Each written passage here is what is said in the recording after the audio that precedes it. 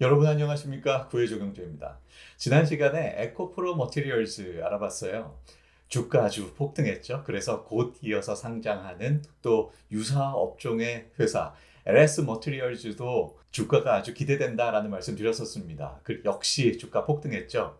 시장 참여자들은 무엇을 보고 이렇게 매수를 했고 그래서 주가를 폭등시켰는지 그 내용 알아보려고 합니다. 오늘은 LS 머티리얼즈 준비해 왔습니다. 그리고요, 지금까지 아주 복잡한 그래프의 숫자에 여러분들 자료 화면 항상 보여드리면서 어렵고 힘들고 재미없고 졸리고 하셨을 것 같아요. 일단은 그런 자료 화면 접어두고 이렇게 대화하듯이 편안한 분위기에서 진행을 해보려고 합니다. 보다 재미있는 방송 되기 바라면서요. 네, 지금부터 LS 머티리얼즈 시작해 보겠습니다. LS 머티리얼즈는요, LS 엠트론이라는 회사에서 이 울트라 캐패시터 사업 부문이 따로 독립돼서 설립된 회사입니다. 물적 분할이라는 방식으로 분할돼서 설립이 됐고요. 2021년 1월에 설립됐습니다. 물적 분할이 뭐야? 라고 좀 궁금해 하시는 분들을 위해서 잠깐 소개를 해드리면, 어떤 회사가 A라는 사업, B라는 사업, C라는 사업을 하고 있어요. 그런데 이 C라는 사업이 아주 사업이 잘 됩니다. 그래서 아주 덩치가 커졌어요. 또는 아주 유망합니다. 이런 경우 이 C를 분할해서 독립된 하나의 회사를 또 만들게 할 수 있는데요. 그런데 방식이 물적 분할은 자회사를 만드는 겁니다. 그래서 그 자회사의 지분 100%를 원래 회사가 가지고 있는 거죠. 그래서 원래 회사는 A 사업, B 사업 두 개의 사업만 하고 있고 자회사가 C 사업을 하는 이런 형태가 됩니다. 이게 물적 분할이고, 인적 분할이 또 상대적인 개념으로 인적 분할이 있는데, A, B, C라는 사업을 하고 있잖아요. 그 중에서 C라는 사업을 따로 떼내는데 지분 관계를 전혀 갖지 않는 경우, 앞서서 물적 분할은 모회사와 자회사를 만드는 거죠. 그런데 인적 분할은 독립된 두 개의 수평적인 회사를 만드는 겁니다. 지분 관계를 전혀 갖지 않고 아주 다른 회사가 되는 거죠. 이런 경우가 인적 분할이고, 자회사를 만드는 경우가 물적 분할입니다. 자회사로 만들었고요. 그래서 물적 분할 방식으로 해서 LS 머티리얼즈가 만들어졌는데요. 그리고 최근에 상장을 했죠. 공모가는 6천원이고요. 그래서 시총은 4천억 원 수준으로 형성됐습니다. 공모가 기준으로 말이죠. 그리고 12월 1일부터 4일까지 공모주 청약을 받았고, 지난 12일에 코스닥에 상장을 했는데요. 상장 첫날 무려 300% 상승했습니다. 그리고 그 다음 날도 상한가 같고요. 그래서 현재는 3만 원 선의 주가를 형성하고 있어요. 공모가 6천 원 대비 대략 한 5배 정도의 주가를 형성하고 있습니다. 아주 주주들은 대박 났죠? 그런데 LS 머티리얼즈는요, 상장 전부터 두 가지 수급적인 우려를 가지고 있었습니다. 첫 번째는 구주 매출 비중이 너무 크다라는 거였고, 두 번째가 유통 물량 주식수가 너무 많다라는 거였습니다. 구주 매출이 많은 게 뭔데 그렇게 우려가 되느냐? 공모를 할 때 1,462만 주 공모를 했습니다. 그 중에 신주 발행한 물량이 887만 주고요. 구주 매출이 585만 주입니다. 그래서 총 1,462만 주인데, 공모 주식수 전체 물량의 40% 정도가 구주 매출, 즉 기존 주주들이 가지고 있던 물량을 내놓은 거였습니다. 이게 왜 문제냐면요, 구주 매출의 경우 기존 주주들에게 공모를 통해서 들어온 돈이 들어갑니다. 그 기존 주주들 주머니에 자금들이 들어가요. 따라서 신주 발행의 경우에는 회사에 돈이 들어가기 때문에 신규 투자, 사업에 대한 투자, 이런 것들에 그 자금이 쓰일 수가 있습니다. 그래서 투자 매력도가 높죠. 그런데 기존 주주들 주머니에 들어가는 돈은 투자가 안 되기 때문에 투자 매력도가 낮습니다. 그런데 전체 공모 주식수의 40%가 구주 매출이었기 때문에 이 투자 매력도가 좀 떨어지는 그런 문제가 있었고요. 그리고 두 번째 우려, 유통 물량 주식수가 너무 많다라는 거였는데요. 보통 처음 상장을 할 때 10% 정도 시장에 유통을 시킨다라고 하면, 이 주식은 품절주야라고 해서 주가가 아주 크게 상승하는 경우가 많습니다. 그리고 20% 정도면 적절하다라고 생각을 하는데, LS 머티리얼즈의 경우에는 전체 주식 중에 35%가 시장에 유통됩니다. 그래서 이 정도면 매우 높은 수준이다라고 우려가 되고요. 물량이 많으면 가격이 올라가기가 어렵잖아요. 공급이 많으니 수요가 상당히 많지 않으면 주가가 올라가기가 매우 어렵습니다. 그래서 우려가 됐던 건데 뭐 이거에 다 불식이 됐죠. 상장 전 지분 투자 프리 IPO 물량이라고 하는데 이 물량이 13%약 870만 주가 있었고요. 그리고 공모 주식 수가 22% 1460만 주, 총 2300만 주 정도가 유통됐습니다. 그런데 이 2300만 주 전체 주식의 35%의 수준인데 이게 다 시장에서 소화되면서 주가는 5배나 떴네요. 결국 이런 수급적인 우려는 다 불식됐다라고 할 수 있겠습니다. 기관이 얼마나 쏟아냈나 볼까요? 12월 15일까지 기관이 1,400만 주를 쏟아냈습니다. 이 1,400만 주는 공모 주식 수하고 비슷한 수준이죠. 공모 주식 수만큼이나 기관이 쏟아냈음에도 물량 다 소화됐고요. 그리고 프리 IPO 물량이 870만 주라고 했잖아요. 이 주식수의 거의 2배 정도의 그 물량인데 시장에서 다 소화가 됐습니다. 그래서 기존의 기관 물량들, 뭐 프리 IPO 또 공모 참여했던 기관들 다 엑시트 했다라고 볼 수 있고요. 그래서 이제는 그 수급적인 우려는 다 불식됐다라고 할 수 있겠습니다. 그런데 이제 남은 그 숙제가 뭐냐면 이런 기관들의 물량들을 개인들이 다 받아냈습니다. 앞으로 개인들이 어떻게 판단하고 움직일 것인가가 주가의 방향을 결정할 것 같습니다. 개인들이 앞으로 어떻게 볼지 지켜볼 일이고요. 네, 그래서 우리 개인 투자자들은 무엇을 보고 이렇게 집중적으로 투자를 하고 주가를 끌어올렸는지 그 사업 내용을 지금부터 보겠습니다. 사업 영역은 울트라 캐패시터를 그 주력 사업으로 합니다. 그리고 알루미늄 소재 부품 사업도 하고요. 그리고 배터리 부품 사업도 추가로 진행을 하려고 열심히 준비 중에 있습니다. 이 울트라 캐패시터가 주목되는 이유는 앞으로 배터리 아주 유망하잖아요. 신재생 에너지나 뭐 전기차 등등 아주 수요가 많아지고요. 그래서 2차 전지 최근에 주가 아주 뜨거웠고요. 그 차원에서 울트라 캐패시터도 주목이 되는데 울트라 캐패시터가 배터리는 아닌데 왜 주목될까? 울트라 캐패시터와 배터리가 어떻게 같고 어떻게 다른가 좀 알아볼 필요가 있을 것 같습니다. 간단히 좀 소개를 해드리면 배터리, 즉 2차 전지와 울트라 캐패시터는 유사점이 있습니다. 바로 전기 에너지를 저장할 수 있는 그런 특징이 있는데요. 그런데 전기 에너지를 저장한다라는 특징 말고는 나머지는 다 달라요. 일단 배터리를 볼까요? 2차 전지, 즉 배터리는 전기 에너지를 저장하기 위해서 태어난 제품입니다. 그래서 전기 에너지를 아주 잘 저장해요. 전기 에너지는 쉽게 빠져나갑니다. 그래서 전기 에너지를 아주 오랜 기간 잘 저장하기 위해서 화학적인 반응을 통해서 충전이 되고 또 그 역반응을 통해서 방전이 되고 에너지를 쓸 수 있는 이런 그 메커니즘을 배터리, 즉 2차 전지는 가지고 있습니다. 그런데 캐패시터는요, 울트라 캐패시터잖아요. 캐패시터는 두 개의 금속판을 그냥 마주 댄 거예요. 심플하게 말하면 이겁니다.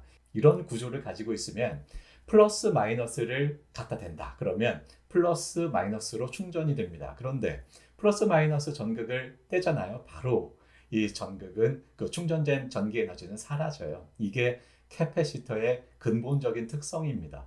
그런데 보통 캐패시터는 이렇게 전기 에너지를 저장한다는 특징이 있지만 금방 사라지고요. 캐패시터가 가지고 있는 전기적 특징이 있어요. 이 전기적 특징이 회로 속에서 부품으로 사용됨으로써 어떤 그 특성을 갖도록, 전기 회로의 어떤 특성을 갖도록 하기 위해서 캐패시터가 태어나게 된 건데요. 그런데 이 캐패시터가 전기 에너지를 저장하는 그런 특징을 활용하게 됩니다. 그리고 캐패시터는 보통은 마이크로페럿 또는 나노페럿, 아주 작게는 피코페럿까지 이런 페럿의 단위를 쓰고 그 오더는 마이크로부터 뭐 피코까지 이렇게 보통은 전기 회로에 사용이 됩니다. 그런데 우리가 얘기하는 울트라 캐패시터, 옛날에는 슈퍼 캐패시터라고 했는데요. 슈퍼보다 울트라가 더 아주 강력한 느낌이 있죠. 그래서 요즘은 울트라 캐패시터라고 많이 쓰고요. 그 용량을 대단히 키운 겁니다. 보통 전기 회로에 쓰이는 캐패시터는 마이크로, 나노 정도의 그 오더인데 울트라 캐패시터는 수천 페럿 정도 됩니다. 일단 1페럿이면 마이크로의 100만 배죠. 그 100만 배에 또 수천 배인 그 수천 페럿 정도의 그 캐패시터 용량을 갖는 그런 그 캐패시터를 사용을 해요. 이렇게 용량이 점점 커진다 그러면 전기 에너지가 아주 천천히 방출이 됩니다. 그래서 상당 기간 동안 전기 에너지를 담는 그런 특징을 캐패시터도 가질 수가 있어요. 그래서 이 울트라 캐패시터가 배터리로 사용되는 그런 특징을 갖게 되고, 2차 전지 즉 배터리는 화학적인 반응을 통해서 충전되고 또 그 역반응을 통해서 방전돼서 에너지를 쓸 수 있다라고 말씀드렸잖아요. 그 반응이 느립니다. 그래서 순간적으로 아주 큰 출력을 내겠다? 배터리는 좀 어려운데, 울트라 캐패시터는 원래 잘 방전되는 놈이잖아요. 그래서 순간적으로 아주 큰 출력을 낼 수 있습니다. 따라서 아주 큰 출력이 필요한 그런 영역에서 울트라 캐패시터를 많이 써요. 그리고 또 한 가지는 화학적인 반응이 없다 보니까, 최근에는 그 화학적인 반응도 좀 가미를 하긴 합니다만, 그 태생은 캐패시터는 그냥 두 금속판을 갖다 댄 거다라고 말씀드렸잖아요. 그래서 수명이 아주 깁니다. 화학적인 반응을 자꾸 하는 배터리는 그 수명이 좀 짧아요. 화학 반응, 역반응, 계속 그 반응들을 하면서 그 수명이 점차 줄어듭니다. 그래서 충전 횟수에 제한이 있죠. 캐패시터는 충전 횟수가 사실상 제한이 없습니다. 그리고 굉장히 영구적이에요. 그래서요, 재생에너지 분야에서는 뭐 풍력이다 또는 뭐 수력이다 뭐 이런 재생에너지 쪽에서는 그 수명이 거의 뭐 적어도 25년 이상을 보증을 요구를 합니다. 그런데 배터리가 25년? 이건 뭐 10년도 사실은 좀 어려운데요. 25년 불가능하죠. 그래서 또 울트라 캐패시터가 이런 쪽에 수요가 많이 발생을 하고요. 또 순간적으로 큰 파워를 내야 되는 경우, 이런 경우에도 울트라 캐패시터가 유용하고 해서, 그래서 이런 영역에서 울트라 캐패시터가 아주 유망한 그 영역이 될 것 같습니다. 자, 그럼 여기서 하나 생각을 해볼 만한 문제가 있습니다. 앞으로 배터리가 계속될지 아니면 울트라 캐패시터가 배터리를 다 대체하게 될지 어떻게 될까요? 아마도 예상컨대 뭐 정답일지 모르겠습니다만, 배터리는 배터리대로, 울트라 캐패시터는 울트라 캐패시터대로 그 적정 영역에서 적용될 것이다 라고 예상됩니다. 지금은 울트라 캐패시터 시장은 사실은 아주 작아요. 배터리가 거의 대부분을 차지하고 있는데, 울트라 캐패시터가 그 특징이 잘 드러나는 재생에너지나 아주 큰 출력이 필요하거나 아주 또 긴 수명을 필요로 하는 재생에너지 또는 전기차의 아주 특정한 영역에서 울트라 캐패시터가 적용이 되고 있는데, 그리고 그 영역을 점차 넓히고 있고요. 하지만 그렇다고 해서 2차 전지 즉 배터리가 시장에서 아웃될 것인가? 그렇지는 않을 것 같습니다. 배터리는 또 그 나름대로의 장점이 있으니까요. 어떤 장점이 있어요? 배터리는 아주 널리 사용됩니다. 그리고 아주 안정적으로 에너지를 저장할 수 있습니다. 그래서 가격도 싸고 그 지속 시간이 오래 지속되기 때문에 어떤 대부분의 영역에서는 오래 지속되는 특징이 중요하죠. 그래서 대부분의 영역에서는 2차 전지 즉 배터리가 사용될 것 같고, 수명이 대단히 길어야 되는 뭐 25년 이상 30년 또는 평생 써야 되는 그런 재생에너지 영역, 그리고 또 아주 순간적으로 큰 출력을 내야 되는 이런 그 특정한 영역에서 울트라 캐패시터가 아주 그 시장을 넓히지 않을까라고 예상됩니다. 또 울트라 캐패시터는 가격이 아주 비싸요. 그렇기 때문에 그 2차 전지를 다 대체하기는 그 가격 때문에라도 또 대체하기가 좀 쉽지가 않죠. 그래서 각각의 특징이 있기 때문에, 장단점이 다 있기 때문에 각각의 영역에서 역할을 할 것이다 라고 보이고요. 자, 이 정도로 배터리와 울트라 캐패시터 좀 감이 오셨을 것 같습니다. 이 정도로 정리를 하고요. LS 머티리얼즈의 실적 좀 보겠습니다. 실적이 2021년에 427억 원이었어요. 매출이 427억 원이었고, 이게 다음 해인 2022년 1620억 원으로 무려 4배나 껑충 뜁니다. 영업이익은 21년 25억 원에서 22년 145억 원으로 영업이익은 거의 5배나 상승하게 되고요. 그래서 우리가 LS 머티리얼즈에 이렇게 열광하게 되는 거죠. 절대적인 뭐 매출 규모나 영업이익 규모는 아직은 좀 작습니다만, 이 성장 스토리를 우리 투자가들은 원합니다. 아주 폭발적으로 성장할 것 같기 때문에 그래서 열광하는 거고, 주가도 이렇게 뭐 4배, 5배씩 뛰는 거죠. 그리고 올해 3분기까지의 매출은 1,006억 원이었고요. 그리고 영업이익은 107억 원 수준입니다. 올해는 다소 좀 주춤한 수준입니다. 2022년 수준이 될 것 같은데요. 지금 추세로 보면 말이죠. 그런데 올해는 그 고금리로 인해서 경기가 많이 다운됐어요. 그래서 다른 많은 회사들도 실적이 그다지 좋지 못합니다. 그런 것을 생각할 때는 비교적 선방하고 있다라고 생각이 됩니다. 자, 그래서 올해는 좀 주춤하지만 내년, 내후년은 어떻게 될 것인가 생각을 좀 해봐야죠. 앞으로 비전 어떻게 될 것인가, 울트라 캐패시터 시장을 좀 봐야 될 것 같습니다. 2020년에 23억 달러, 우리 돈으로 약 3조 원 정도의 시장, 울트라 캐패시터 시장을 형성하고 있었는데요. 그런데 2026년에는 85억 달러를 예상하고 있습니다. 우리 돈으로 약 11조 원 정도 되죠. 해마다 연평균 25%의 시장 성장이 예상되는, 아주 고속 성장이 예상되는 분야예요. 그래서 올해는 다소 주춤하더라도 앞으로 계속해서 그 실적이 성장할 것이다 라고 기대를 하게 되는 부분이고요. 그리고 LS 머티리얼즈가 신재생 에너지 그리고 공정 자동화 부분, 또 전기차 부분에 주력을 하고 있습니다. 이 울트라 캐패시터를 이 세 가지 부분에서 주력을 하고 있는데요. 이미 글로벌 매출을 발생을 했고 글로벌 리더다. 울트라 캐패시터 분야에서는 글로벌 리더다라고 평가받고 있습니다. 때문에 그 앞으로 시장이 성장함에 따라서 이 LS 머티리얼즈도 상당히 고속 성장을 기대해 볼 수 있을 것 같습니다. 이런 파워 영역에서는요, 신뢰성을 매우 중요하게 생각을 해요. 그래서 신규 진입하는 회사가 기술력이 아무리 좋다고 하더라도 그냥 덥석 갖다 쓰지 않습니다. 그 시장 레퍼런스가 있는 회사냐 없는 회사냐가 대단히 중요하고, LS 머티리얼즈는 이미 신재생 에너지 분야, 또 산업용 분야, 또 전기차 분야 등등에서 이미 매출이 나고 있기 때문에 그 신뢰성을 인정받고 있는 거죠. 그래서 시장 성장에 따라서 가파르게 성장할 것을 예상에 기대해 볼 수가 있고요. 그리고 또 하나 기대해 볼 만한 부분이 있습니다. 바로 이 글로벌 탑티어 알루미늄 압출 회사 HAI라는 회사가 있어요. 이 회사와의 조인트 벤처 HAIMK라는 회사를 설립했습니다. 그래서 이 알루미늄 분야 사업에도 아주 기대가 되는데요.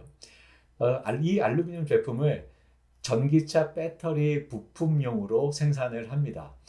지금까지는 전기차 배터리에 알루미늄만 썼으면 좋겠지만 강성 등등이 부족해서 여기다가 스틸을 첨가한 그런 제품들이 주류를 이뤘어요. 그런데 이 조인트 벤처를 통해서 알루미늄만으로도 그 요구 성능을 충분히 만족시킬 수 있다라고 그 LS 머티리얼즈는 밝히고 있고요. 그래서 현대차의 모든 요구 성능을 다 만족시킬 수 있는 알루미늄 제품은 LS 머티리얼즈 우리밖에 할 수가 없어라고 하고 있고, 그래서 국내 시장은 LS 머티리얼즈가 다 먹겠다라고 포부를 밝히고 있습니다. 이 부분도 아주 기대되는 부분이네요. 앞으로 울트라 캐패시터와 함께 아주 고속 성장을 예상해 봅니다. 네, 오늘은 LS 머티리얼즈 알아봤습니다. 구독, 좋아요 부탁드리고요. 여기까지 하겠습니다. 시청해 주셔서 감사합니다.